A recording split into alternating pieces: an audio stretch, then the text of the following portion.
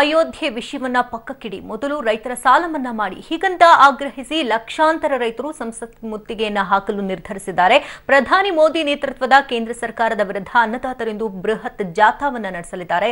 ರಾಜ್ಯದಿಂದ ಬರೋಬ್ಬರಿ 5,000ಕ್ಕೂ ಹೆಚ್ಚು ಅನ್ನದಾತರು ಹಾಗೂ ದೇಶದ ವಿವಿಧ ಭಾಗಗಳಿಂದ 1 ಲಕ್ಷಕ್ಕೂ ಹೆಚ್ಚು ರೈತರು ರಾಮಲೀಲಾ ಮೈದಾನದಲ್ಲಿ ಜಮಾವಣೆಗೊಂಡಿದ್ದು ಪಾರ್ಲಿಮೆಂಟ್ ಸ್ಟ್ರೀಟ್ ವರೆಗೂ ಪ್ರತಿಭಟನಾ ರ್ಯಾಲಿಯನ್ನ ನಡೆಸಲಿದ್ದಾರೆ.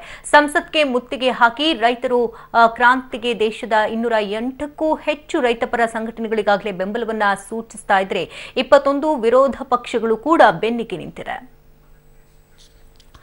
ಇನ್ನಷ್ಟು ಅಪ್ಡೇಟ್ಸ್ ಅನ್ನ ಕಲೆ ಹಾಕೋಣ. ನೇರ ಸಂಪರ್ಕದಲ್ಲಿ ಶಬ್ಬೀರ್ ಇದ್ದಾರೆ. ಶಬ್ಬೀರ್, ಈಗಾಗಲೇ ರೈತರು ಪ್ರತಿಭಟನೆ ನಡೆಸೋದಕ್ಕೆ ಸಜ್ಜಾಗಿದ್ದಾರೆ. ಅವರ ಬೇಡಿಕೆಗಳು ಏನೇನಿದೆ ಅಂತ ಪ್ರಮುಖವಾಗಿ? ಖಂಡಿತವಾಗ್ಲೂ ಶಕುಂತಲಾ, ಈಗಾಗಲೇ ರೈತರು ಸಾಕಷ್ಟು ಬರಗಾಲದಿಂದ ತತ್ತರಿಸಿರುವಂತದ್ದು. ಅವರ ಬೆಳೆಗಳಿಗೆ ಬೆಂಬಲ ಬೆಲೆಯನ್ನ ಕೊಡಬೇಕು, ಜೊತೆಗೆ 2014ರ ಚುನಾವಣೆ ಸಂದರ್ಭದಲ್ಲಿ ಸ್ವಾಮಿನಾಥನ್ ವರದಿಯನ್ನ ಜಾರಿಗೆ ತರ್ತೀವಿ ಅಂತ ಭರವಸೆಯನ್ನ ಪ್ರಧಾನಿ ನರೇಂದ್ರ ಮೋದಿ ಅವರು ಕೊಟ್ಟಿದ್ರು. ಆ ವರದಿಯನ್ನ ಜಾರಿಗೆ ತರಬೇಕು, ಜೊತೆಗೆ ರೈತರ ಸಾಲ ಮನ್ನಾ ದೇಶಾದ್ಯಂತ ಮನ್ನಾ ಆಗಬೇಕು ಅನ್ನೋ ಒಂದು ಆಗ್ರಹವನ್ನ ಈಗ ರೈತರು ಮುಂದಿಟ್ಕೊಂಡಿರುವಂತದ್ದು. ದೆಹಲಿಯ ರಾಮಲೀಲಾ ಮೈದಾನದಲ್ಲಿ ಈಗಾಗಲೇ ದೊಡ್ಡ ಮಟ್ಟದ ಪ್ರತಿಭಟನೆ ಹಮ್ಮಿಕೊಂಡಿರುವಂತದ್ದು. ನಾನು ದೃಶ್ಯಗಳಲ್ಲಿ ತೋರಿಸ್ತೀನಿ. ಕರ್ನಾಟಕದಿಂದಲೂ ಕೂಡ ಸಾವಿರಾರು ಮಂದಿ ರೈತರು ಈಗಾಗಲೇ ಆಗಮಿಸಿದ್ದಾರೆ.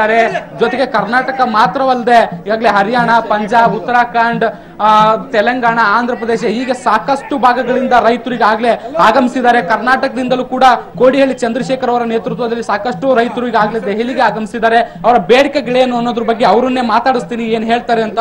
ಸರ್, ಏನ್ ಬೇಡಿಕೆ, ಯಾವ ರೀತಿ ಪ್ರತಿಭಟನೆ ಮಾಡ್ತೀರಿ ಇವತ್ತು? ಇಡೀ ದೇಶದಲ್ಲಿ ರೈತರು ಪ್ರತಿ ಗಂಟೆಗೆ 4 ಜನರಂಗೆ ವಿಷ ಕೊಡು ಸಾಯ್ತಾ ಇದ್ದಾರೆ. ಯಾವತ್ತಾದ್ರೂ ಪಾರ್ಲಿಮೆಂಟ್ ನಲ್ಲಿ ರೈತರು ಸಾಯಬಾರ್ದು, ಯಾಕೆ ವಿಷ ಕುಡಿತಾರೆ ಅಂತ ಹೇಳಿ ಒಂದು ಗಂಭೀರವಾದ ಚರ್ಚೆ ಆಗ್ತಾ ಇಲ್ಲ. ರೈತರ ಸಾವನ್ನ ತಡೆಗಟ್ಟೋದಕ್ಕೆ ಭಾರತ ಸರ್ಕಾರ ಯಾವುದೇ ಕಾರ್ಯ